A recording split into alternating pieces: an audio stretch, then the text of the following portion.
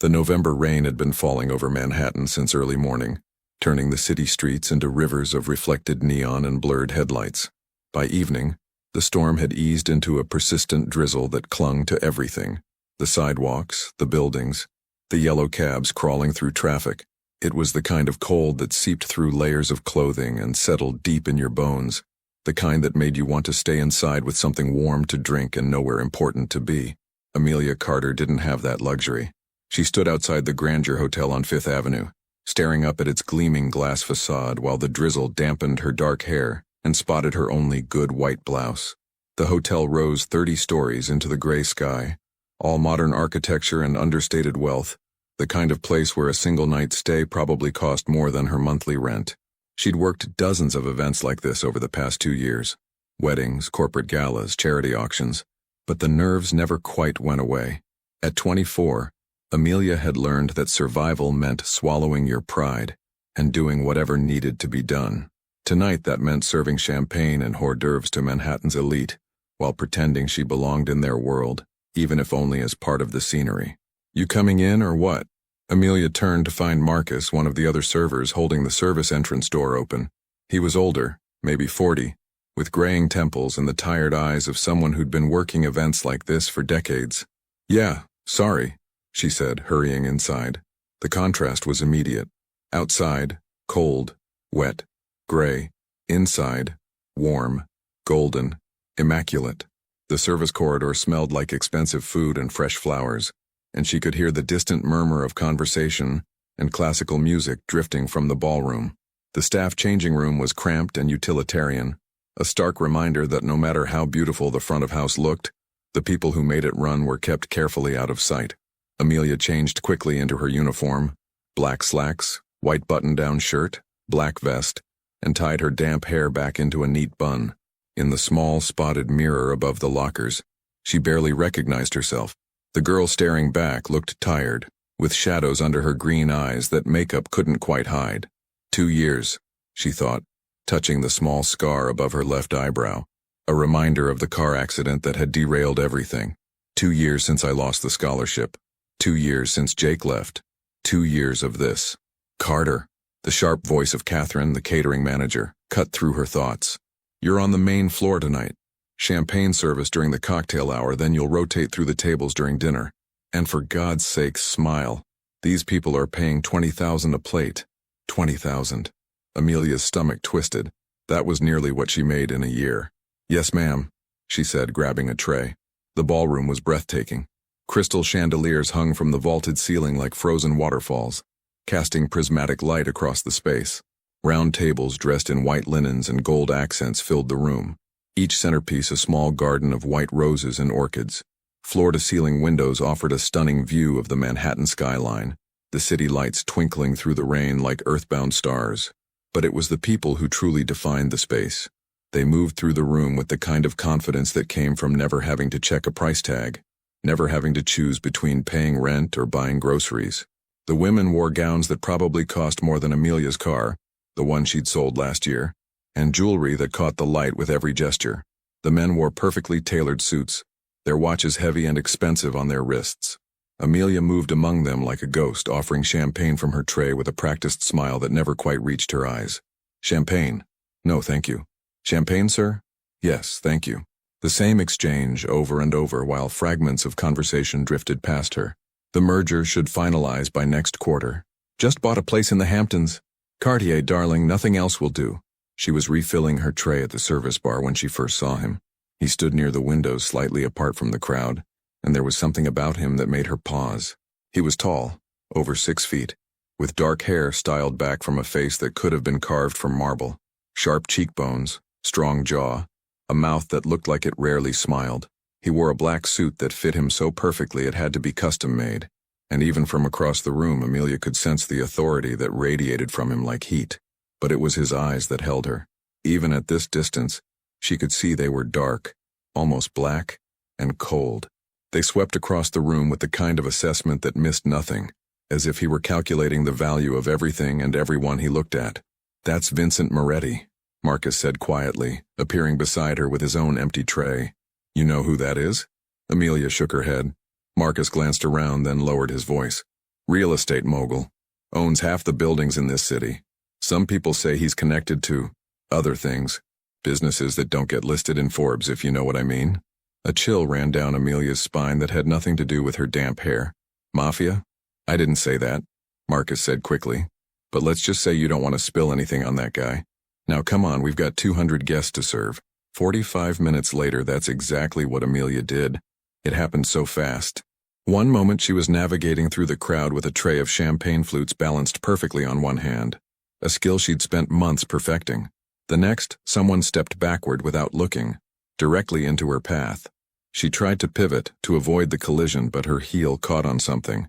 Maybe the edge of a rug, maybe nothing at all. And she stumbled forward. The tray tilted. The glasses slid. And 12 ounces of Bordeaux red wine cascaded down the front of a perfectly tailored black suit. Time seemed to stop. Amelia's heart plummeted into her stomach as she watched the red stains spread across the expensive fabric, her mind already calculating the disaster. The suit alone probably cost thousands. She'd be fired, definitely. Might have to pay for the damage, possibly. And finding another catering job after getting blacklisted from the Grandeur Hotel. "Oh my God," she gasped, her voice barely a whisper. "Oh my God, I'm so sorry, She looked up, and her words died in her throat. Vincent Moretti stared down at her, his dark eyes unreadable, his expression carved from stone. Up close, he was even more intimidating, not just because of his height or the cold precision of his features, but because of something intangible, something dangerous that lurked beneath the civilized surface. This was a man who was used to being obeyed, who expected the world to bend to his will, and she'd just dumped wine all over him. The conversations around them had stopped. People were staring. Amelia could feel their eyes like pressure against her skin, could imagine what they were thinking. Clumsy waitress. How embarrassing. Someone should fire her immediately. "I'm so sorry," she said again, setting down the tray with shaking hands and grabbing the white napkin from her vest pocket. Without thinking, she reached out to blot at the wine stain, her hands moving automatically even as her mind screamed at her to stop, to run, to do anything other than touch this man who everyone seemed to fear. His hand caught her wrist. The grip wasn't painful, but it was firm, immovable. Amelia froze, her heart hammering so hard she could feel it in her throat. Slowly, she raised her eyes to meet his, expecting anger, expecting fury, expecting... His expression hadn't changed. He wasn't angry, at least not visibly, but there was something in his eyes, something sharp and assessing, like he was looking past her appearance into something deeper. "What's your name?"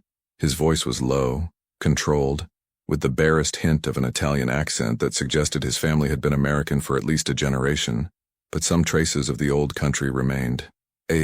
Amelia," she stammered. "Amelia Carter.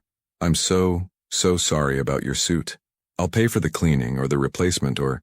She knew she couldn't afford either, but what else could she say? "How much do you make?" The question caught her off guard. What? How much do you make?"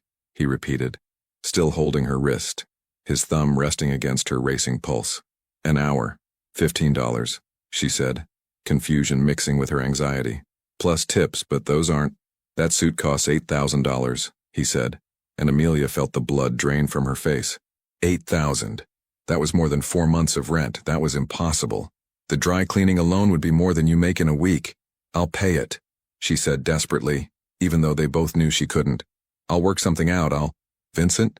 A man appeared at his elbow, shorter, stocky, with the kind of build that suggested he spent serious time in the gym.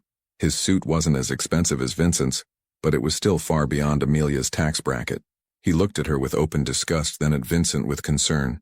"You want me to handle this?" The threat in those words was unmistakable. Handle this. Handle her. Make the problem disappear. "No," Vincent said, his eyes never leaving Amelia's face. "It was an accident."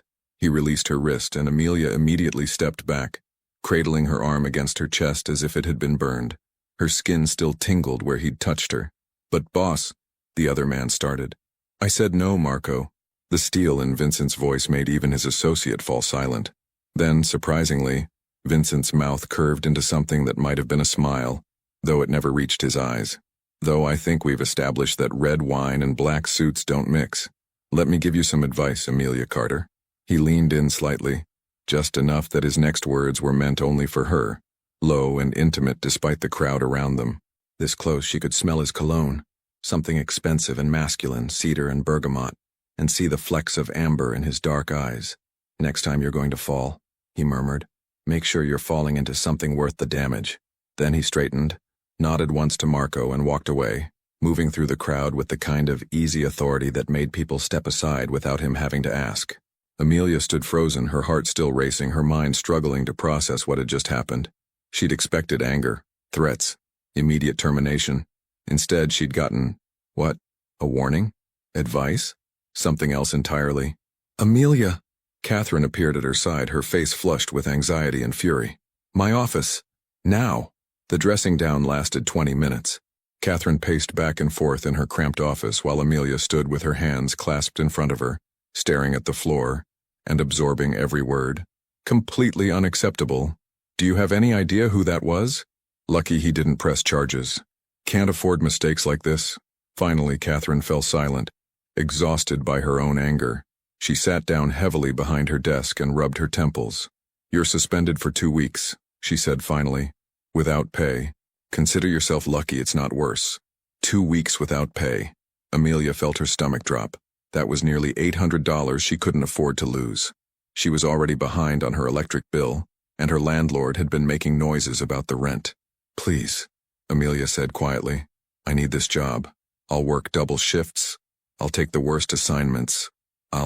2 weeks, Catherine repeated firmly. "And if you ever pull something like that again, you're done. Not just here but everywhere. I'll make sure of it. Now get out." The rain had picked up again by the time Amelia left the hotel, coming down in cold sheets that immediately soaked through her jacket. She stood under the awning for a moment, trying to summon the energy to walk to the subway, trying not to think about the bills piling up on her kitchen table or the email from her mother she hadn't answered in 3 weeks. "I'm fine," she'd written in her last message. Everything's fine. But it wasn't fine. It hadn't been fine for a long time. She was about to step into the rain when a sleek black car pulled up to the curb in front of her. A Mercedes, glossy and expensive, with tinted windows that made it impossible to see inside. For a moment, Amelia thought it was just another wealthy guest leaving the event. Then the back window rolled down, and she found herself looking into Vincent Moretti's dark eyes. "Get in," he said. It wasn't a request. Amelia's first instinct was to refuse, to walk away, to put as much distance between herself and this man as possible. Every survival instinct she had was screaming at her to run, but she was cold, and wet, and tired, and the subway was 12 blocks away, and something about the way he looked at her, not with pity, not with anger, but with something else entirely, made her hesitate. "Why?" she asked. "Because it's raining," he said, as if that explained everything. "And because I want to talk to you. About the suit, I told you Not about the suit." He pushed open the door from inside. 5 minutes of your time, Amelia. Then my driver will take you wherever you need to go." She should have said no. She should have walked away. Should have, could have, would have. But she got in the car. The interior was warm and smelled like leather, and that same cologne he wore. Vincent sat on one side and Amelia carefully positioned herself on the other, maintaining as much distance as the space would allow. Between them, New York City rolled past the windows in a blur of lights and rain. "You're not afraid of me," Vincent said after a moment. It wasn't a question, but Amelia answered anyway. "I am, actually." Terrified. His mouth quirked. "Then why did you get in the car?" "I don't know," she admitted. "Temporary insanity, poor judgment. Take your pick." "How old are you?" 24. "And you've been working at the Grandeur for 2 years. Well, until tonight." She looked down at her hands. "I'm suspended for 2 weeks. Because of what happened."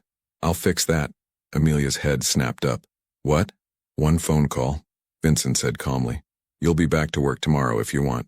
Full pay for the 2 weeks. Consider it compensation for the inconvenience." "Why would you do that?" "Because I can." He studied her face, his expression unreadable. "And because you interest me."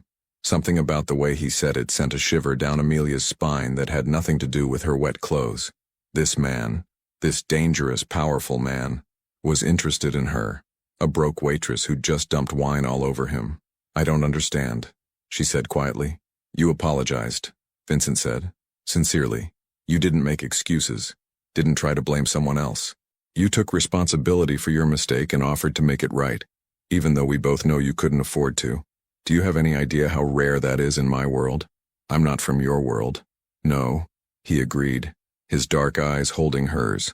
You're not. That's why you interest me. The car slowed to a stop. Amelia glanced out the window and realized with a start that they were on her street, in front of her building, a 4-story walk-up in Washington Heights that had seen better days about 30 years ago. How did you? She started. I know things, Vincent said simply. He reached into his jacket and pulled out a business card, holding it out to her. If you need anything, if anyone bothers you, if you change your mind about the job, call me. Amelia took the card with numb fingers. It was heavy stock, cream-colored, with embossed black lettering, Vincent Moretti, and a phone number. Nothing else. I won't call, she said, though even as she said it, she wasn't entirely sure it was true. Maybe not, Vincent acknowledged. But keep it anyway. The driver opened the door and cold rain swept into the warm interior. Amelia climbed out, then turned back, some impulse making her look at Vincent one more time. Why me? She asked. Really? For the first time, something flickered in his dark eyes. Something that might have been vulnerability, though it was gone too quickly to be sure. Because, he said quietly, you looked at me like I was just a man, not a monster, not a walking bank account, just a man. Before Amelia could respond, the door closed, and the Mercedes pulled away, disappearing into the rainy New York night. She stood on the sidewalk for a long moment, the business card growing damp in her hand, her mind racing with everything that had just happened. Then she went inside, climbed 4 flights of stairs to her tiny studio apartment, and for the first time in 2 years she didn't know whether to laugh or cry. What she did know with absolute certainty was that her life had just changed. She just didn't know if it was for better or worse. Amelia didn't sleep that night. She lay in her narrow bed, staring at the water-stained ceiling of her studio apartment while the radiator clanked and hissed in the corner. Outside, sirens wailed in the distance, the eternal soundtrack of New York City. The business card sat on her nightstand, its cream-colored surface practically glowing in the darkness, impossible to ignore. Vincent Moretti, just a name and a number, but it felt like so much more than that, like a door she hadn't known existed leading to a place she had no business going. She picked up her phone at 2 a.m. and did what she'd been resisting all night. She Googled him. The results were complicated. There were hundreds of hits. Vincent Moretti, real estate magnate. Photos of him at charity galas, ribbon-cutting ceremonies, business meetings with city officials, articles about his company, Moretti Holdings, which owned dozens of properties throughout Manhattan and the boroughs, luxury apartments, commercial buildings, hotels. On paper, he was a legitimate businessman, wealthy and successful. But then there were the other articles, the ones with phrases like alleged connections and rumored associations, references to his grandfather, Carlo Moretti, who'd immigrated from Sicily in the 1950s and built an empire that everyone knew, but couldn't prove, had roots in organized crime. Mentions of federal investigations that had gone nowhere, witnesses who'd suddenly developed amnesia, competitors who'd mysteriously decided to sell their businesses for far less than they were worth. Nothing concrete, nothing prosecutable, but the implications were clear. Vincent Moretti was exactly what Marcus had suggested, a dangerous man operating in the shadows between legitimate business and something far darker, and she'd gotten into his car. Amelia closed her phone and pressed her palms against her eyes. What had she been thinking? She knew better than this. She'd spent the last 2 years rebuilding her life after Jake, after the accident, after losing her scholarship to Columbia. She'd learned to be careful, to trust her instincts, to avoid anything that seemed too good to be true. But Vincent Moretti hadn't seemed too good to be true.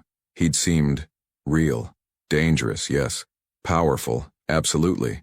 But when he'd looked at her, really looked at her, she'd felt seen in a way she hadn't experienced in years. You looked at me like I was just a man. She fell asleep just as dawn was breaking over the city, and when she woke 3 hours later, she had 17 missed calls. 12 of them were from Catherine, each voicemail progressively more panicked. The other 5 were from numbers she didn't recognize. Amelia's stomach knotted as she listened to the messages. Amelia, this is Catherine. Call me back immediately. Amelia, I don't know what you did, but Mr. Moretti's office called this morning. You're not suspended. Just call me. Ms. Carter, this is Robert Chen from Moretti Holdings. Mr. Moretti wanted me to confirm that your employment status has been resolved. If you have any issues, please contact this number directly. She sat on the edge of her bed, phone clutched in her hand, trying to process what had happened. He'd actually done it. One phone call, just like he'd said, and her suspension had vanished. She should have felt relieved. She needed that money desperately. But instead, she felt uneasy. Because nothing in life was free. And a favor from a man like Vincent Moretti definitely came with strings attached. She was still debating what to do when her phone rang again. Unknown number. Hello? Amelia Carter? A woman's voice, crisp and professional. Yes? This is Sarah Mills from Columbia University Financial Aid. I'm calling about your account.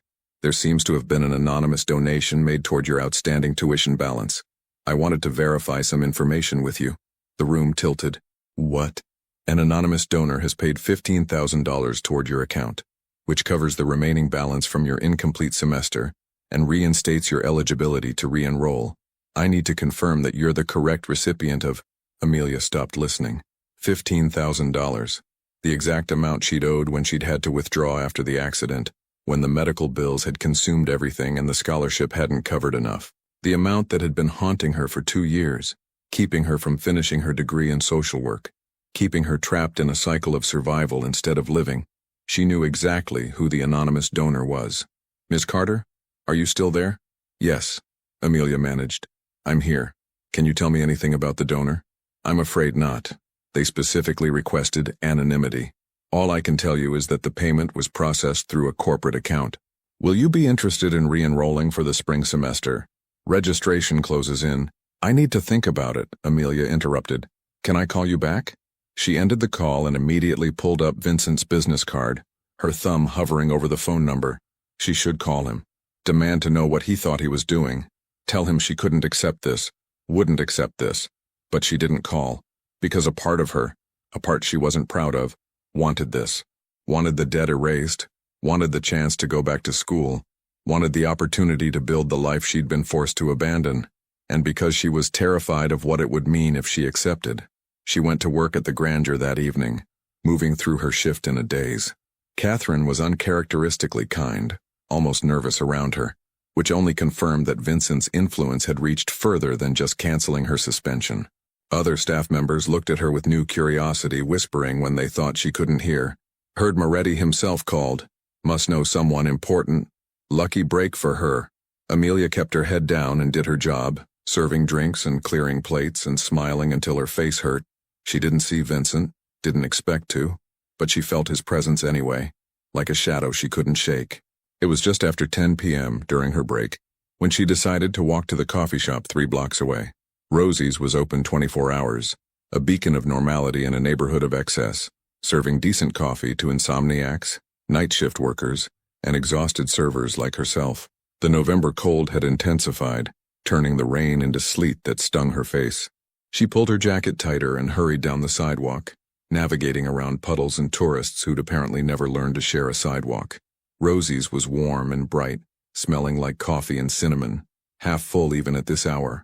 Amelia ordered her usual, black coffee, nothing fancy, and was turning toward an empty table when she saw him. Vincent Moretti sat in the corner booth, a laptop open in front of him, a cup of espresso at his elbow. He wore a dark gray sweater instead of a suit, making him look slightly less intimidating, though only slightly.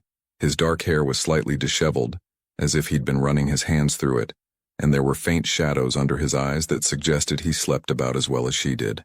He looked up and their eyes met. For a moment, Amelia considered turning around and walking out, but that would be cowardly, and whatever else she wasn't a coward. She walked over to his table. "This isn't a coincidence, is it?" she said without preamble. Vincent leaned back, studying her with those unreadable dark eyes. "No. How did you know I'd be here?" "You come here twice a week," he said calmly. "Tuesday and Thursday nights during your break. Black coffee, no sugar. You usually sit at that table by the window and read on your phone for exactly 20 minutes before going back to work." The casual surveillance should have terrified her. It should have sent her running. But Amelia found herself sliding into the booth across from him instead, setting down her coffee with more force than necessary. "That's creepy," she said flatly. "Yes," he agreed, no hint of apology in his voice. "It is. The tuition payment. That was you." "Yes. I can't accept it. You already have. It's non-refundable." Amelia's hands clenched around her coffee cup. "You had no right." "I had every right," Vincent interrupted, his voice still calm but with an edge of steel beneath it. It's my money. I can do whatever I want with it. Why? The question came out almost as a plea. Why would you do this? You don't know me. Don't I? He closed his laptop, giving her his full attention. Amelia Grace Carter, 24 years old, born in Portland, Oregon, moved to New York 5 years ago on a partial scholarship to Columbia, planning to get your degree in social work. You were in your junior year when you were in a car accident. Not your fault, a drunk driver ran a red light. You spent 2 weeks in the hospital. The medical bills consumed your savings, and your family couldn't help because your father had just lost his job. You had to withdraw from school, and you've been working multiple jobs ever since trying to pay off the debt. You send money to your parents when you can, even though you can barely afford your own rent. You haven't been in a serious relationship since your ex-boyfriend left while you were still recovering from the accident. Should I continue? Amelia felt exposed, stripped bare. How do you know all that? I told you. I know things. He took a sip of his espresso. You worked hard for that education. You deserve to finish it. The debt was preventing that. So I eliminated the obstacle. Just like that? You eliminated a $15,000 obstacle like it was nothing? It was nothing, Vincent said simply. To me, $15,000 is what I spend on a decent suit. It's meaningless. But to you, it was everything. That seems like a poor distribution of resources. Amelia shook her head, trying to make sense of his logic. You can't just swoop into people's lives and fix their problems because you have money. Why not? Because, she struggled to articulate what felt wrong about this. Because it creates an obligation. Because nothing is free. Because you'll expect something in return. Will I? Vincent leaned forward slightly, his dark eyes intense. Tell me, Amelia, what do you think I want from you? The question hung in the air between them, loaded with possibilities. Amelia felt her pulse quicken. She knew what men usually wanted. What Jake had wanted before he'd decided she was too much trouble. What dozens of men at the grandeur assumed they could buy along with their champagne. But Vincent wasn't looking at her like that. He was looking at her like she was a puzzle he was trying to solve. Something complex and interesting that he couldn't quite figure out. I don't know, she admitted quietly. Good, he said, because neither do I. Not yet. A customer bumped against their table, apologizing quickly, and the moment broke. Amelia glanced at her phone. Her break was almost over. She should go. Should put distance between herself and this man who looked at her like she mattered, who paid her debts like they were nothing, who had her investigated like she was worth knowing. But she didn't move. I can't be what you think I am, she said instead. I'm just a waitress trying to survive. I'm nobody special. You spilled wine on me and offered to pay for an $8,000 suit with money you didn't have, Vincent said. You got in my car even though you were terrified. You came over to this table instead of running away. That's not nobody, Amelia. That's someone with integrity and courage. That's rare. In your world, maybe. In mine, it's just called being a decent person. Exactly. His mouth curved into something that might have been a smile. My world needs more decent people. Before Amelia could respond, Vincent's phone buzzed. He glanced at it and something shifted in his expression. A hardening, a coldness that reminded her exactly who and what he was. I have to go, he said, standing. He pulled out his wallet and left a $50 bill on the table. For your coffee. And mine. That's too much. Then leave a generous tip.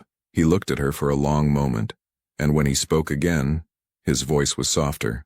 Think about going back to school, Amelia. Don't let pride stop you from taking an opportunity. God knows there are few enough of them in this life. He walked toward the door, and Amelia found herself calling after him. Vincent. He turned back. If I accept the money, if I go back to school, it doesn't mean anything, he said, except that you got a chance you deserved. What you do with it is entirely up to you. Then he was gone, climbing into a black SUV that had appeared at the curb with suspicious timing. Through the window, Amelia watched him on his phone, his expression hard and focused, transformed from the man who'd just bought her coffee into someone else entirely, someone dangerous. She looked down at the $50 bill, then at her own barely touched coffee. The barista, a college student named Maya who Amelia had chatted with dozens of times, was watching her with wide eyes. Was that Vincent Moretti? Maya whispered when Amelia approached the counter. Yes. Oh my God. Are you with him? No, Amelia said firmly. We know each other. Barely. But even as she said it, she wondered if it was true. Because Vincent Moretti knew things about her that most people didn't. and she was starting to realize that she wanted to know things about him too. Dangerous things. The next 3 days passed in a strange limbo. Amelia went to work, came home, researched Columbia's spring enrollment, and tried not to think about Vincent. She failed spectacularly at the last part. He was everywhere and nowhere, a phantom presence in her life. She'd catch herself looking for his car on her street, checking her phone for messages that never came, touching the business card she'd transferred to her wallet. On Saturday, her day off, she finally made the decision. She called Columbia and re-enrolled for the spring semester. 2 classes to start. She couldn't afford to go full-time, not with work, but it was a beginning, a way forward instead of just surviving.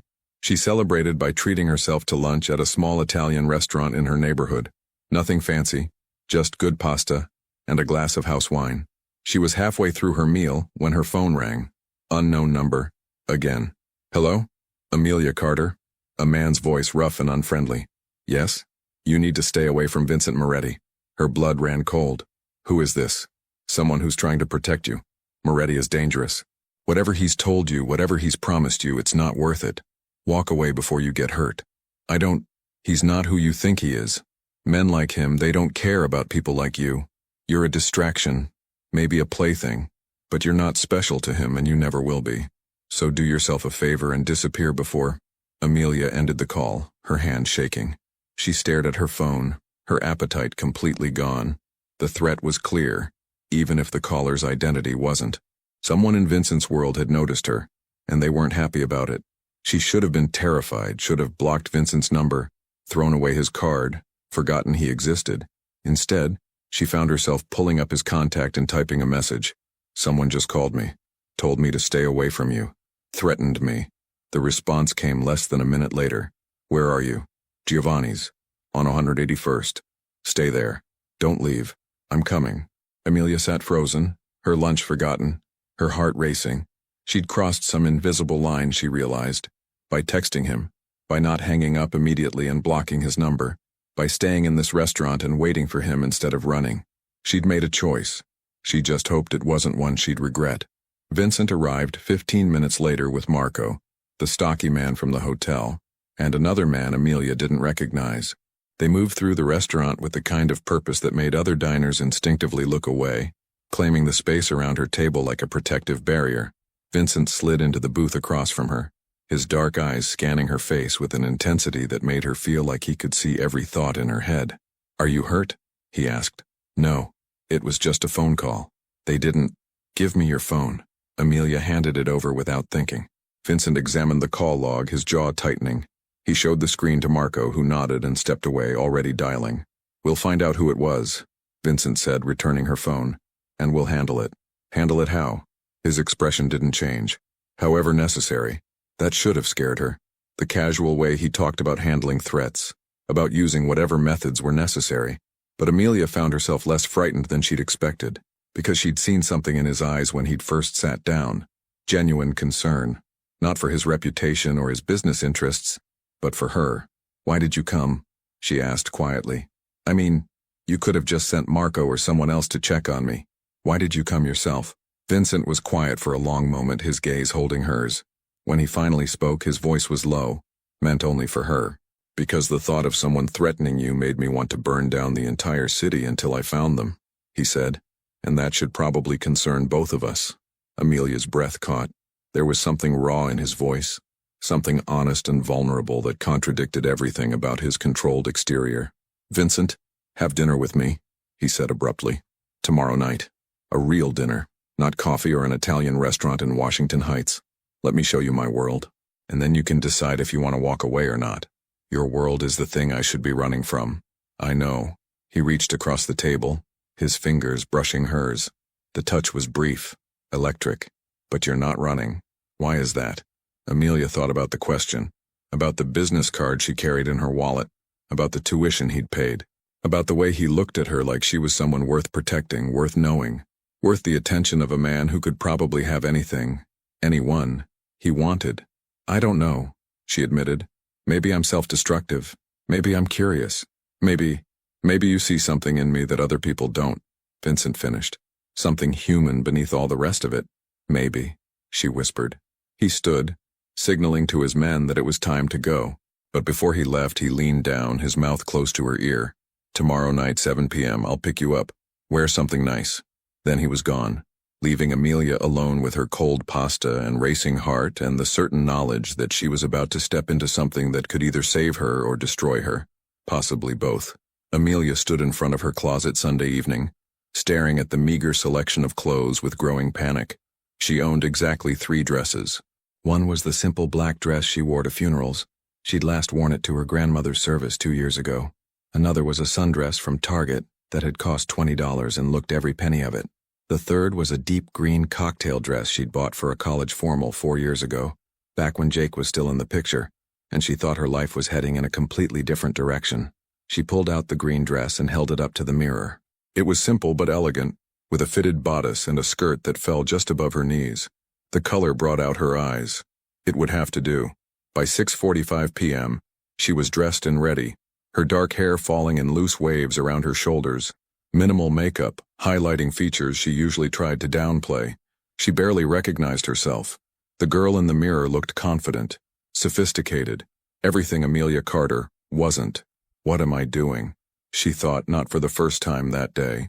What am I really doing? But she knew the answer. She was choosing to see where this led, choosing curiosity over caution, choosing Vincent Moretti over common sense. At exactly 7 p.m., her phone buzzed with a text. "I'm outside."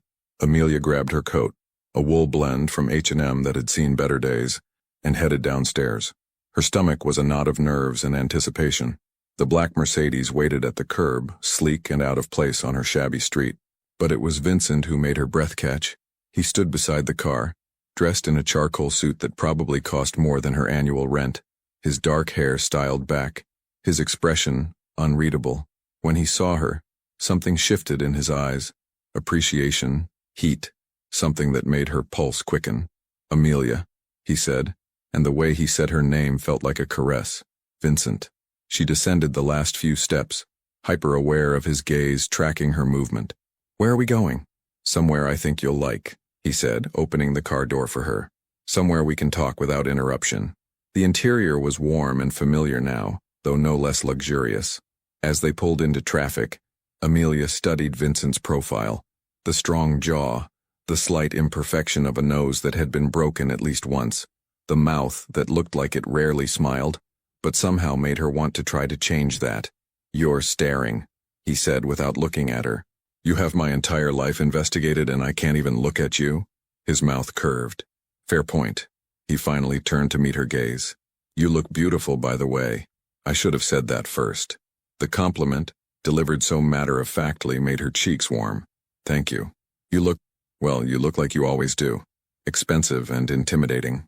"Is that how I look to you? Intimidating?" "Among other things." "What other things?" Amelia hesitated, then decided honesty was the only way forward.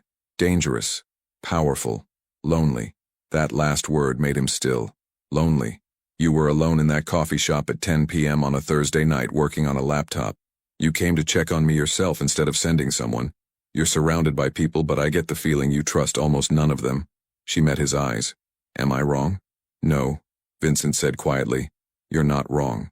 They drove in silence for a few minutes, crossing the bridge into Manhattan. The city sparkled around them, a forest of light and steel and ambition. Finally, the car pulled up in front of a building Amelia recognized from photos. Moretti Tower, a gleaming 40-story structure in Midtown. "We're eating here?" she asked. In a manner of speaking, Vincent helped her out of the car. "I own the penthouse. I thought privacy would be better than a restaurant where we'd be interrupted every 5 minutes. Warning bells should have been ringing.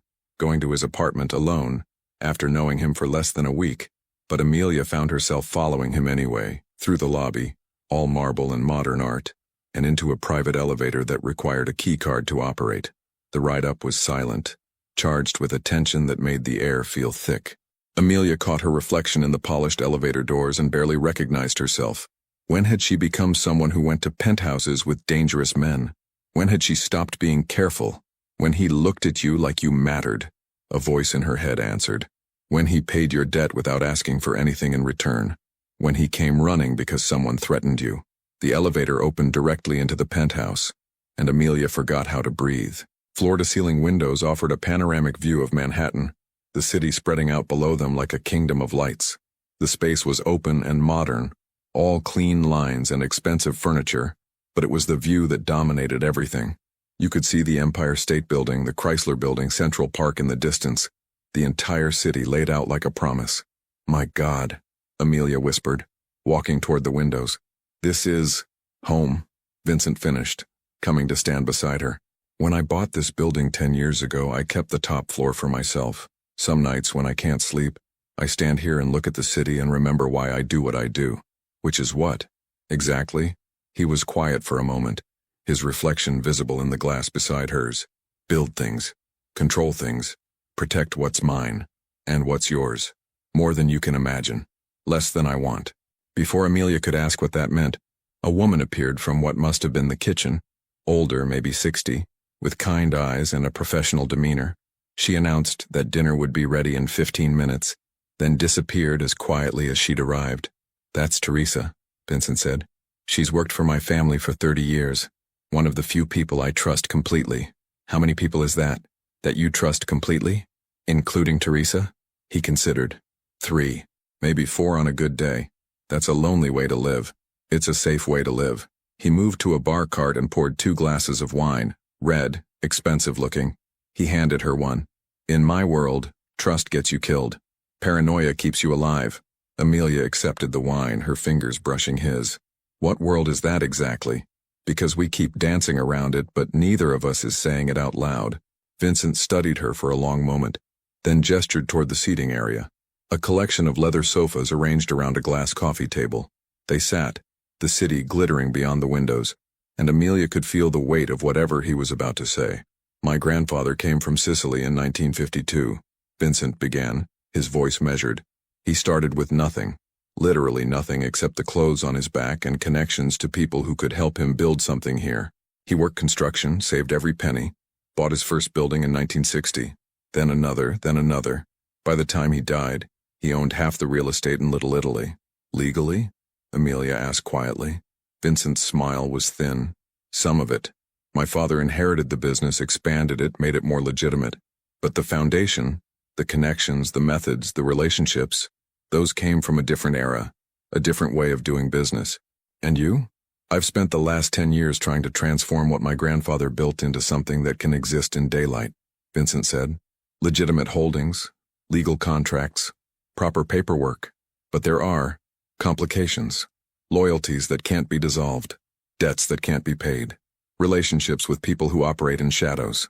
"So you're saying you're a reformed criminal?" There was no judgment in Amelia's voice, only a desire to understand. "I'm saying I'm a man trying to walk a very narrow line between 2 worlds," Vincent said, "and most days I'm not sure which side I'll fall on." Amelia set down her wine glass. "Why are you telling me this?" "Because you deserve to know what you're getting into if you choose to continue knowing me." He leaned forward, his dark eyes intense. "Because someone threatened you yesterday, and that's only going to get worse if people think you matter to me. Because—" "Do I?" Amelia interrupted. "Matter to you?" The question hung between them, heavy with possibility. Vincent reached out slowly, giving her time to pull away, and traced his fingers along her jaw. The touch was gentle, almost reverent, completely at odds with everything she knew about who he was. "Yes," he said simply. "I don't know why, and I don't know what to do about it, but yes, you matter." Amelia's heart was racing. She should leave, should thank him for his honesty and walk away before this got more complicated. But she was tired of being careful, tired of playing it safe, tired of a life that felt like surviving instead of living. "I want to know more," she said. "About you, about your world, about all of it. I want the truth, not the sanitized version." Something flickered in Vincent's eyes. Relief, maybe, or fear. "The truth isn't pretty, Amelia. I'm not asking for pretty. I'm asking for real." Before Vincent could respond, Teresa appeared to announce dinner. They moved to the dining area, a table set for 2 beside the windows, candles flickering despite the ambient lighting. The meal was exquisite. Fresh pasta, grilled fish, vegetables that actually tasted like something. They ate and talked, and Amelia found herself relaxing despite everything. Vincent told her about growing up in his grandfather's shadow, about the expectations and the weight of a name that meant both respect and fear, about his mother, who died when he was 12. About his younger sister, Sophia, who was in medical school in Boston, kept carefully separate from the family business. Amelia told him about her childhood in Portland, about her parents who'd worked themselves to exhaustion, trying to provide opportunities she'd then lost in one drunk driver's mistake, about her dreams of becoming a social worker, of helping kids who fell through the cracks the way she almost had. "You're going back to school in January," Vincent said. It wasn't a question. "Yes, 2 classes to start. I'll still need to work, but..." "Quit the grandeur." Amelia blinked. "What? Quit your job. Focus on school full-time. No." The word came out sharper than she intended. "Absolutely not. You paid my tuition, which I'm still not sure how I feel about, but I'm not going to let you support me. That's not who I am." Vincent set down his fork, studying her. "It's not about supporting you. It's about removing obstacles so you can focus on what matters. The obstacle is that I need money to live. Rent, food, utilities. Those don't pay themselves. I could..." "No," Amelia repeated firmly. "I appreciate what you've done. I really do. But there has to be a line, Vincent. I have to maintain some independence, some sense of myself outside of whatever this is between us." For a moment she thought he might argue, but then he nodded slowly. "All right, but if that changes, if you need anything, I'll figure it out myself first," she said. "That's the deal." His mouth curved into something that might have been respect. "You're stubborn. I prefer self-sufficient." "It's the same thing." They finished dinner, and Teresa cleared the plates, leaving them with coffee and tiramisu. The conversation drifted to lighter topics: books, movies, the absurdity of New York real estate. Amelia found herself laughing, genuinely laughing for the first time in recent memory. It was close to midnight when Vincent's phone buzzed. He glanced at it, and his entire demeanor changed, the warmth draining away, replaced by something cold and focused. "I need to take this," he said, standing. "Excuse me." He moved to the far side of the penthouse, his voice too low to hear, but Amelia could see the tension in his shoulders, the way his free hand clenched into a fist. Whatever the call was about, it wasn't good. When he returned 5 minutes later, his expression was carefully neutral, but Amelia had learned to read the subtle signs, the tightness around his eyes, the set of his jaw. "Everything okay?" she asked. "Business," he said shortly. Then, seeming to realize how that sounded, he softened. "I'm sorry. This was supposed to be about getting to know each other, not about my work." "Your work is part of who you are," Amelia said. "I'm not going to pretend it doesn't exist." Vincent looked at her for a long moment, something unreadable in his dark eyes. Then he held out his hand. "Come here." Amelia stood and let him lead her back to the windows. The city stretched out below them, millions of lives playing out in that grid of light and shadow. Vincent stood behind her, close enough that she could feel his warmth, and pointed toward the south. "See that building? The one with the blue lighting?" His voice was low, intimate. "I bought that when I was 25. 15 stories, mixed commercial and residential. It was my first major acquisition, the first property I bought with my own money instead of family funds." His hand moved, indicating another structure. "That one I won in a negotiation with a competitor who thought he could intimidate me because I was young. He was wrong." "And that one?" Amelia asked, pointing to a tower in the distance. Vincent's arm came around her waist, steadying her as she leaned forward to see better. The touch was casual but electric, and Amelia had to force herself to focus on his words. "That one was my father's," he said quietly. "He died 5 years ago. Heart attack at 58. Left me everything. The business, the properties, the complications. Some days I think he did it on purpose, dumping all of this on me before I was ready." "Were you close?" "No. He was difficult, demanding. He loved my mother, loved Sophia. But with me, it was always about the business, about legacy, about being strong enough to survive in a world that would try to destroy us." Vincent's jaw tightened. "He taught me everything I know about building an empire, but he never taught me how to live in it without becoming someone I hate." Amelia turned in his arms, surprised by the admission.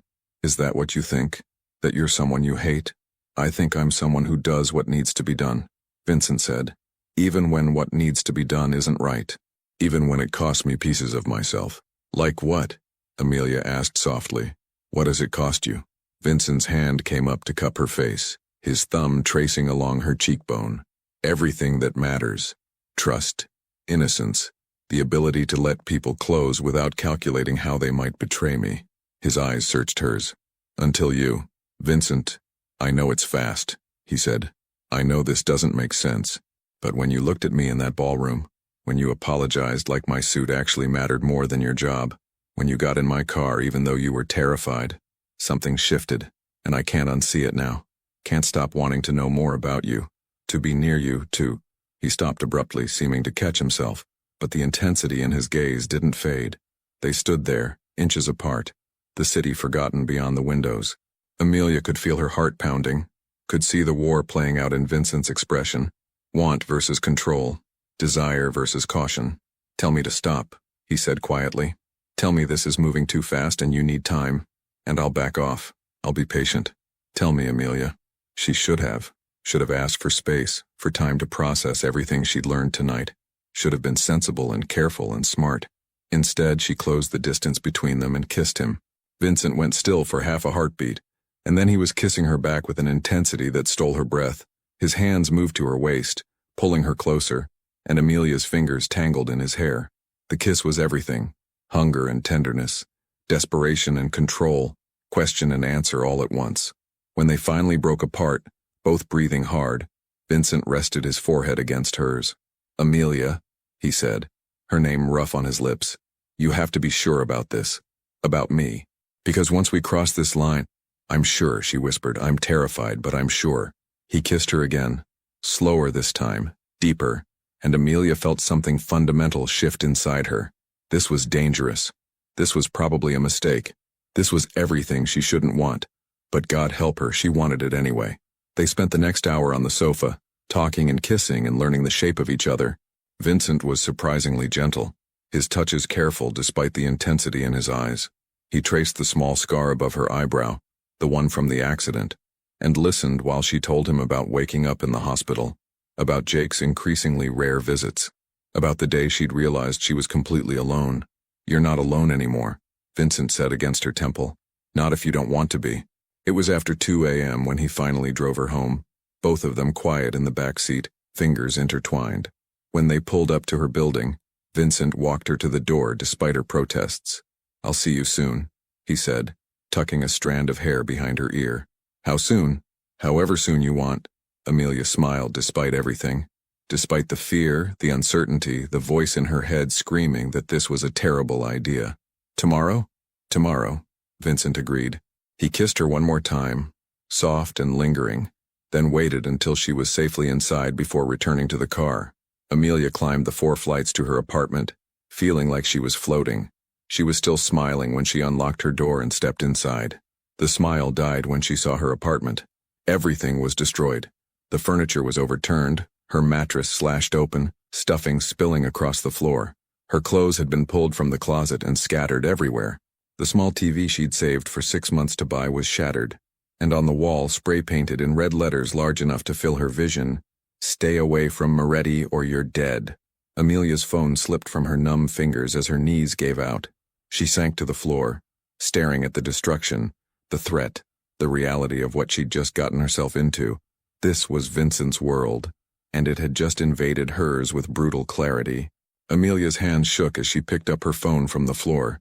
The screen was cracked, probably from the fall, but it still worked. She stared at Vincent's contact, her thumb hovering over the call button. She should call the police. That would be the rational thing to do. File a report, document the damage, let the authorities handle it. But she knew better. Whatever world Vincent Moretti operated in, it wasn't one where the police could help. And calling them might make things worse for her, for Vincent, for whatever fragile thing was growing between them. She pressed call. Vincent answered on the first ring. Amelia? What's wrong? The concern in his voice nearly broke her. My apartment, she said, her voice surprisingly steady. Someone broke in, destroyed everything. There's a message on my wall telling me to stay away from you, or I'm dead. The silence on the other end was absolute. Then, are you hurt? No, I wasn't here when... Don't move, don't touch anything, I'm 5 minutes away. Vincent, how are you? But he'd already hung up. Amelia stood in the doorway of her destroyed apartment, afraid to go further inside, afraid to leave. The red paint on her wall seemed to glow in the dim light from the hallway, each letter a promise of violence. True to his word, Vincent arrived in less than 5 minutes. Marco and 2 other men with him.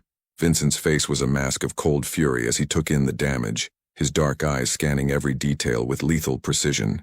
"Get her out of here," he said to Marco without looking away from the spray-painted threat. "Take her to the penthouse. Stay with her. Nobody gets near her. Nobody." "Vincent," Amelia started. He turned to her then, and the controlled violence in his expression made her breath catch. This was the man people feared, the dangerous one lurking beneath the surface. But when he touched her face, his hand was gentle. "I need you to go with Marco," he said quietly. "I need you somewhere safe while I handle this. Handle it how? However I need to." He leaned down, pressing a kiss to her forehead. "Trust me, Amelia. Please." She wanted to argue, wanted to insist she could take care of herself, wanted to maintain the independence she'd fought so hard for. But standing in her destroyed apartment, staring at a death threat painted on her wall, Amelia realized that some battles couldn't be fought alone. "Okay," she whispered.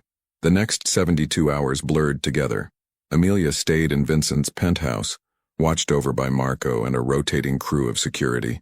Vincent himself was rarely there, gone before she woke up, returning late at night with tension in his shoulders and blood on his knuckles that he tried to hide. She didn't ask questions, wasn't sure she wanted the answers. On the third day, Vincent came home early, looking exhausted but satisfied in some dark way. He found Amelia on the sofa, reading a book Teresa had provided, trying to maintain some semblance of normalcy. "It's handled," he said, sitting beside her. "Meaning? Meaning the people who threatened you won't be threatening anyone else. Meaning you can go home if you want. I've had your apartment cleaned and repaired, new locks installed, security system upgraded.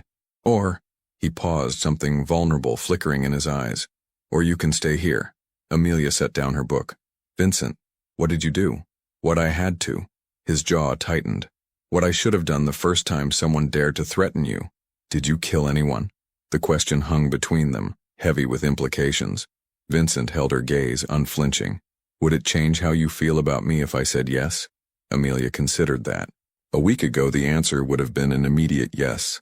But now, after everything, after seeing both sides of him, the gentleness and the violence, the vulnerability and the strength, the answer was more complicated. "I don't know," she said honestly. "I think it should. I think I should be horrified and run away and never look back. But when I think about someone hurting me, about you protecting me, I can't seem to find the horror I'm supposed to feel." Vincent reached out, threading his fingers through hers. "You're not supposed to feel anything, Amelia. You're allowed to feel however you feel. Even if what I feel is wrong, nothing you feel is wrong." He brought her hand to his lips, kissing her knuckles. "But I need you to understand something. This won't be the last time. People will see you with me and they'll see a weakness, a way to get to me. It's not fair, and it's not right, but it's reality." "So what are you saying? That I should leave for my own safety?" "I'm saying you need to choose," Vincent said. "Really choose. Not just for tonight or next week, but understanding what this life means. The security, the threats, the fact that being with me puts a target on your back. I can protect you, I will protect you with everything I have, but I can't make the danger disappear completely." Amelia looked at their intertwined hands, at the contrast between her small fingers and his larger ones. She thought about her destroyed apartment, about the fear she'd felt, about the rage in Vincent's eyes when he'd seen the threat on her wall. She thought about the way he looked at her like she was precious, the way he listened when she talked, the way he'd paid her tuition without asking for anything in return, the way he kissed her like she was the only thing in the world that mattered. "I choose this," she said quietly. "I choose you, even knowing what it means." Vincent's eyes closed briefly, something like relief washing over his features. When he opened them again, they were bright with emotion he didn't try to hide. "Then we do this right," he said. "You finish school. You keep working if you want, though I'm upgrading your security whether you like it or not. You maintain your independence, your friends, your life, but you let me be part of it, and you let me keep you safe." That sounds like a very one-sided arrangement. It's not. Vincent pulled her closer until she was practically in his lap. "Because you're giving me something I didn't think I could have, something I didn't think I deserved." "Which is?" "A reason to be better," he said simply. "A reason to transform what my grandfather built into something that doesn't require blood to maintain. You make me want to be the man you see when you look at me, instead of the one everyone else fears." Amelia cupped his face, feeling the slight stubble on his jaw, the warmth of his skin. "I see both," she said, "the man and the monster, and I'm choosing both of you." Vincent kissed her then, deep and claiming, and Amelia felt herself falling, not into darkness, but into something more complex. A gray area between right and wrong, between safety and danger, between the life she'd planned and the one she was choosing. When they broke apart, Vincent rested his forehead against hers. "Stay tonight," he whispered, "and tomorrow, and as many nights as you want. What about my apartment? Keep it, it's yours, paid up for the next year. Consider it a security deposit on your independence. But stay here with me anyway." Amelia knew she should negotiate, should maintain boundaries, should protect herself. But she was tired of being careful, tired of surviving instead of living, tired of pretending she didn't want exactly this. "Okay," she breathed. "I'll stay." The weeks that followed settled into an unexpected rhythm. Amelia re-enrolled at Columbia, starting 2 classes in social work. She kept her job at the Grandeur despite Vincent's protests, though she did accept the upgraded security, a driver who waited discreetly during her shifts, making sure she got home safely. Home. That had become Vincent's penthouse more than her own apartment, though she kept it, visiting occasionally to maintain the illusion of independence they both knew she'd already surrendered. She met Sophia, Vincent's sister, who flew in from Boston for a weekend and immediately took to Amelia with an enthusiasm that suggested she'd never seen her brother with anyone who made him smile. They had brunch while Vincent handled business, and Sophia told stories about their childhood, about the brother who'd protected her from their father's temper, who'd paid for her education, who'd made sure she never had to touch the family business. "He's different with you," Sophia said, studying Amelia with dark eyes so similar to Vincent's. Lighter somehow, like he remembers how to be human instead of just surviving. Amelia also met people from Vincent's business, some legitimate, some decidedly not. She learned to read the subtle differences, to understand the hierarchy, to navigate conversations that danced around topics that couldn't be discussed openly. She was careful never to ask direct questions about what Vincent did when he left in the middle of the night, about the calls that made his expression harden, about the meetings he wouldn't discuss. She understood that there were lines she couldn't cross, information she was better off not knowing. But she saw the changes too, the way Vincent started delegating more, pulling back from the most dangerous aspects of his work, the way he began liquidating certain holdings, cutting ties with certain associates, reshaping his empire into something that could exist in daylight. It wasn't fast, and it wasn't easy, but it was happening, and Amelia realized that she was changing too, becoming stronger, more confident, more willing to claim space in a world that had always seemed beyond her reach. Vincent's influence opened doors, not through intimidation, but through genuine respect for the woman he'd chosen.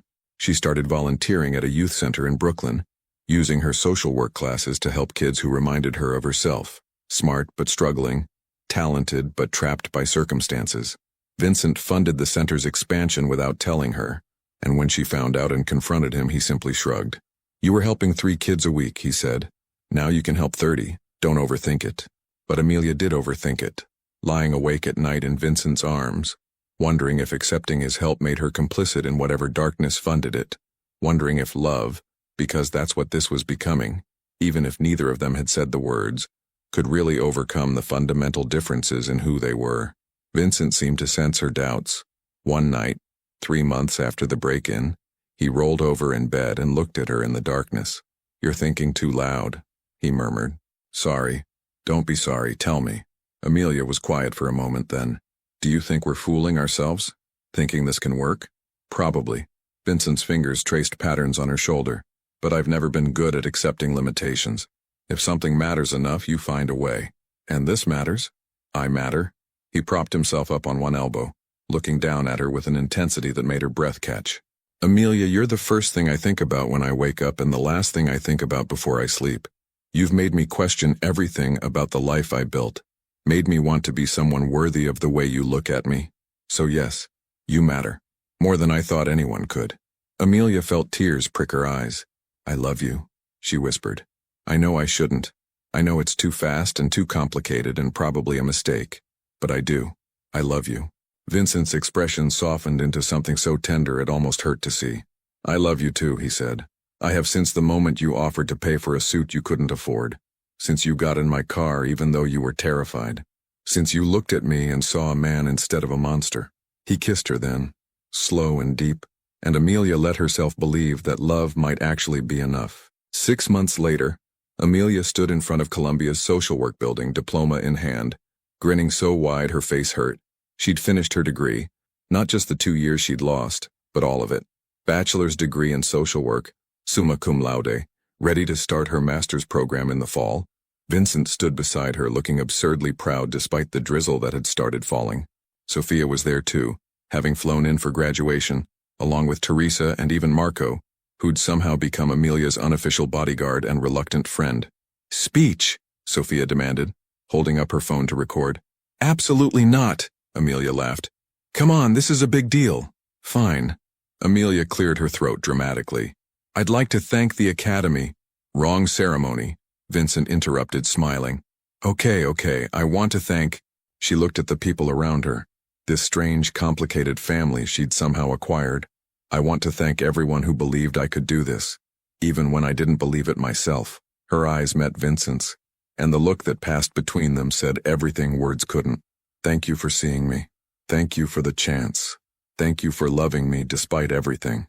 Later, back at the penthouse, their penthouse now, Amelia having officially given up her apartment 2 months ago, they celebrated with dinner and champagne and the easy comfort of two people who'd learned to navigate each other's complicated lives.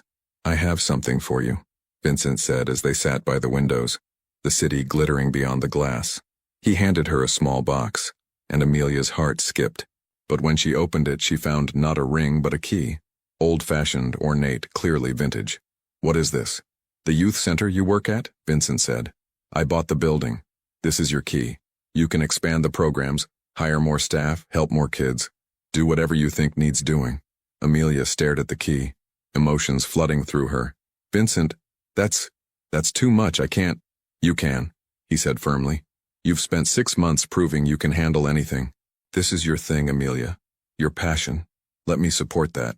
But the money comes from legitimate sources. I promise you." Vincent took her hand. "I've been working on cleaning up the business, cutting ties with the worst elements. It's not perfect yet, and maybe it never will be completely clean. But I'm trying. For you. For us. For the future I want to build with you." Amelia's eyes widened. "Future?" Vincent smiled, pulling another box from his pocket. This one smaller, velvet, unmistakable. "Oh my God," Amelia breathed. "I'm not proposing," Vincent said quickly. "Not yet, because I know you need to be absolutely sure, and I don't want you to feel pressured by everything I've given you, everything I've done, but I want you to know, when you're ready, if you're ready, this is waiting. Because I've never been more certain of anything in my life than I am about wanting to spend the rest of it with you." He opened the box, revealing a ring that was beautiful in its simplicity. A single diamond, elegant and understated, exactly what Amelia would have chosen for herself if she'd ever let herself imagine such a thing. "I love you, Amelia Carter," Vincent said softly. "You walked into my life by accident and changed everything. Made me believe I could be more than what my grandfather's legacy demanded. Made me want to be better. And whether it takes a year, or 5 years, or forever for you to be ready to say yes, I'll wait. Because you're worth waiting for." Amelia looked at the ring, then at Vincent's face. This man who'd terrified her and protected her, who'd pushed her to grow while accepting her exactly as she was, who'd shown her that love could exist even in darkness if you were willing to fight for it. "Ask me," she said. Vincent blinked. "What?" "Ask me now, I'm ready." "Amelia, you don't have to." "I'm not saying yes because of everything you've given me," Amelia interrupted. "I'm saying yes because 6 months ago you told me to choose and I did. I chose you. I chose us. I chose this complicated, messy, sometimes terrifying life because it's real and it's ours, and I can't imagine wanting anything else." She took the ring box from his hands and held it out to him. "So ask me, Vincent Moretti. Ask me properly." A slow smile spread across Vincent's face. Genuine, warm, the kind of smile she'd spent 6 months earning. He took the box, then got down on one knee, right there by the windows overlooking the city he'd conquered. "Amelia Grace Carter," he said, his voice rough with emotion. "Will you marry me? Will you build this life with me, whatever that looks like? Will you keep challenging me and grounding me and reminding me that there's more to existence than power and control?" "Yes," Amelia said, tears streaming down her face. "Yes to all of it. To you, to us, to whatever comes next." Vincent slipped the ring onto her finger, then stood and pulled her into his arms, kissing her like she was air, and he'd been drowning. When they finally broke apart, both laughing and crying, Amelia looked down at the ring on her hand. This symbol of a future she'd never planned, never expected, never dreamed she'd want. "We're insane," she said. "You know that, right?" "This is completely crazy." "Probably," Vincent agreed. "But I've never been good at doing things the conventional way." "What happens now?" Amelia asked. "Really? How do we make this work?" Vincent pulled her back against his chest, both of them facing the windows. The city spread out before them like a promise and a warning. "We take it one day at a time," he said. "You run your center and finish your masters. I continue transitioning the business into something we can both live with. We fight sometimes because we're both stubborn. We make it work because we chose each other despite knowing better. That simple? That complicated?" Vincent pressed a kiss to her temple. "But if surviving what we've survived has taught me anything, it's that the best things in life are the ones you have to fight for. And you, Amelia Carter, soon to be Moretti, are worth fighting for every single day." Amelia turned in his arms, looking up at the man she'd accidentally spilled wine on 6 months ago. The man who'd terrified her and protected her, who'd challenged her and supported her, who'd shown her that love didn't have to be simple to be real. "So are you," she said softly. "So are you." They stood there as night fell over Manhattan, two people from different worlds who'd somehow found each other in the chaos. It wouldn't always be easy. There would be challenges ahead. Vincent's past catching up with them, the complications of his business, the compromises they'd both have to make. But they'd face it together, because sometimes the wine spills exactly where it needs to. Sometimes accidents lead to destiny, and sometimes the most dangerous choice is the one that saves you. Amelia had chosen danger, and it had chosen her right back. Their story continues beyond this moment. The wedding, the challenges, the transformation of Vincent's business, the growth of Amelia's youth center. But this is where their beginning ends, and their future begins. Two people who found each other in the most unlikely way, and chose to build something real from the wreckage of their separate lives. Some love stories are simple. This one never was. And that's exactly what made it worth telling. 18 months later, the youth center on Amsterdam Avenue had transformed beyond recognition. What had once been a cramped space serving a handful of kids was now a 3-story facility with tutoring rooms, art studios, a computer lab, and a full gymnasium. The walls were painted in bright colors chosen by the kids themselves: turquoise, sunshine yellow, deep purple. Photographs lined the hallways. Students graduating, winning awards, heading off to college. Amelia stood in her office on the 2nd floor, reviewing applications for the new after-school program. She wore jeans and a Columbia hoodie, her hair pulled back in a messy bun, reading glasses perched on her nose. The diamond on her left hand caught the afternoon light. She'd married Vincent 6 months ago in a small ceremony with Sophia, Teresa, and a handful of close friends. No press, no fanfare, just vows exchanged in Central Park at sunset, promising to build a life together despite the complications. "Mrs. Moretti?" A voice interrupted her thoughts. Amelia looked up to find Jayla, a 15-year-old who'd been coming to the center for 8 months. The girl had been heading toward trouble when Amelia first met her, cutting school, hanging with the wrong crowd. One bad decision away from derailing her future. Now she was on the honor roll and talking about college. "How many times do I have to tell you?" Amelia smiled. "Call me Amelia. My mom says it's disrespectful." Jayla shifted her backpack. "Anyway, I wanted to show you something." She handed Amelia an envelope, thick, official-looking. Amelia opened it and felt tears spring to her eyes. "Columbia University. Early admission acceptance." "Jayla!" Amelia jumped up and hugged the girl. "This is incredible. Full scholarship? Full ride," Jayla confirmed, grinning. "Thanks to the recommendation letter you wrote, and the SAT prep classes here, and like everything you did to keep me from screwing up my life. You did this yourself," Amelia said firmly. "I just helped you see what was already there." After Jayla left, practically floating, Amelia sat back down and let herself feel the weight of this moment. This was why she'd fought so hard to finish her degree, why she'd accepted Vincent's help even when it scared her, why she'd chosen this life, because kids like Jayla deserved a chance, and now she could give it to them. Her phone buzzed with a text from Vincent. "Dinner at home tonight?" "I'm cooking." Amelia smiled. Vincent had recently discovered cooking as a stress relief, and while his skills were improving, cooking was a generous term for what he actually produced. "Only if we have takeout on standby," she replied. "You wound me.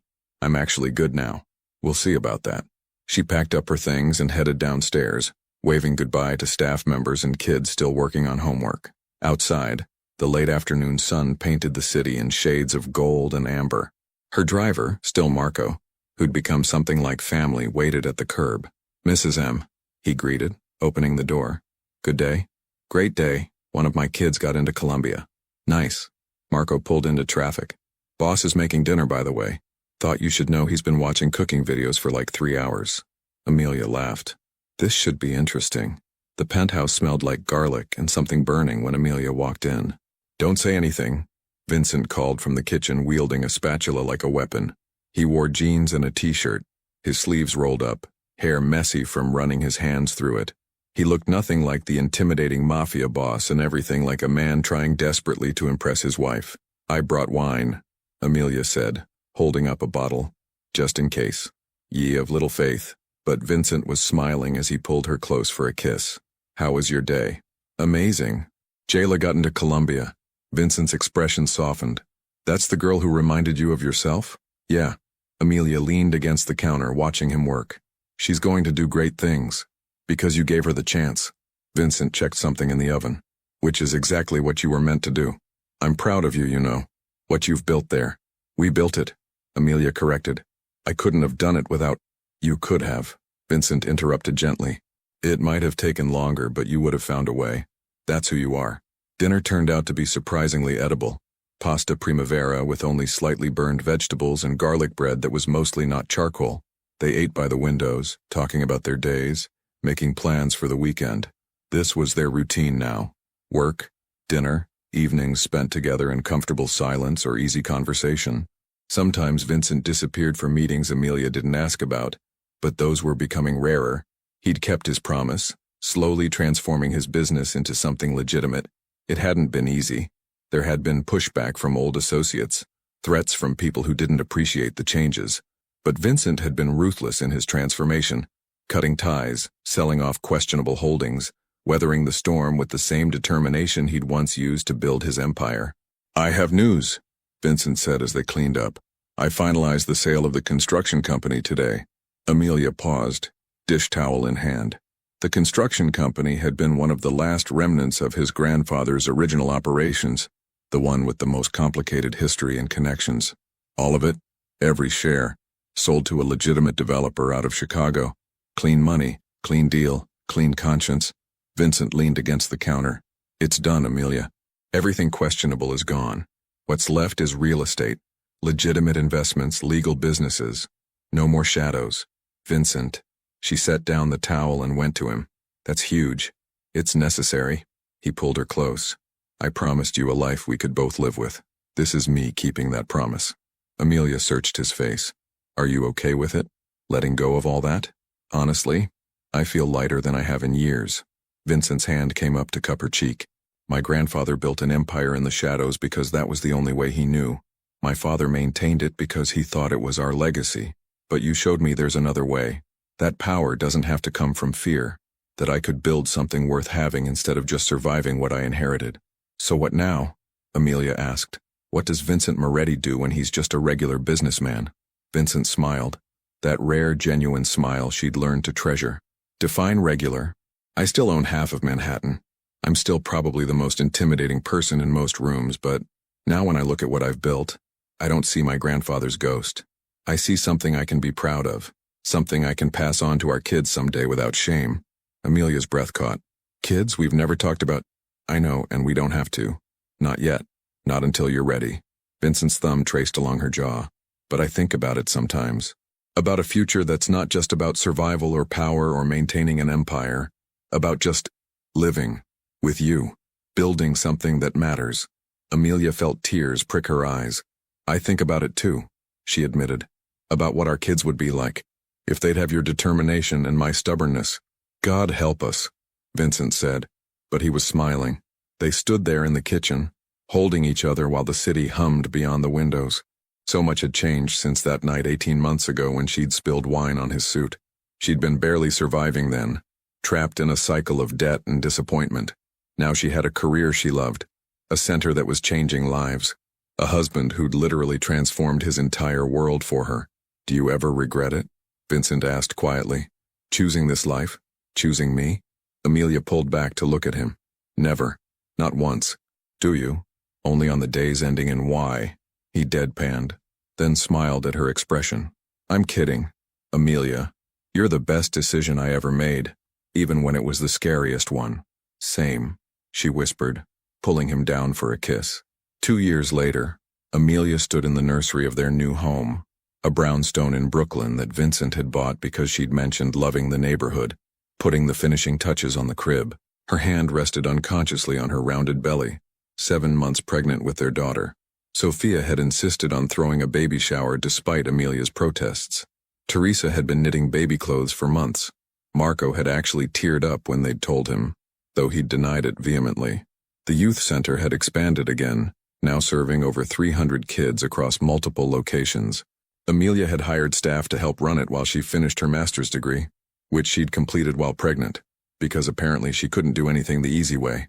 Vincent had become something of a philanthropist, funding programs throughout the city, serving on boards of legitimate charities, becoming the kind of businessman his grandfather would never have recognized. They'd built a life that was real, messy, complicated, and completely theirs. Hey, Vincent said from the doorway, looking exhausted in his suit. He'd just come from a city council meeting about affordable housing. How are my girls? Your daughter has been using my ribs as a punching bag all day, Amelia said, but she was smiling. How was the meeting? Productive. We got approval for the housing project in Queens. Vincent crossed to her, his hand joining hers on her belly. She's going to be a fighter, like her mother. God help us, Amelia echoed his words from years ago. Vincent laughed, pulling her into his arms as much as her belly would allow. We're going to be okay, you know. All 3 of us. I know. And she did. It hadn't been easy getting here. There had been moments of doubt, fights about his work, fears about bringing a child into their complicated world. But they'd worked through it, together, building something neither of them had expected. I love you, Vincent said against her hair. For the record, I still can't believe you chose me. Every day, Amelia said. I choose you every day, just like you choose me. Best accident that ever happened, Vincent murmured. Best wine spill in history, Amelia agreed. They stood in the nursery as evening fell over Brooklyn. 2 people who'd found each other in the most unlikely way and built something beautiful from the chaos. Their daughter kicked as if reminding them she was there, ready to be part of this story they were still writing. And Amelia realized that this messy, complicated, perfectly imperfect life was exactly what she'd been fighting for all along. Not just survival, but a future worth living, with the man she'd accidentally found and deliberately chosen, forever.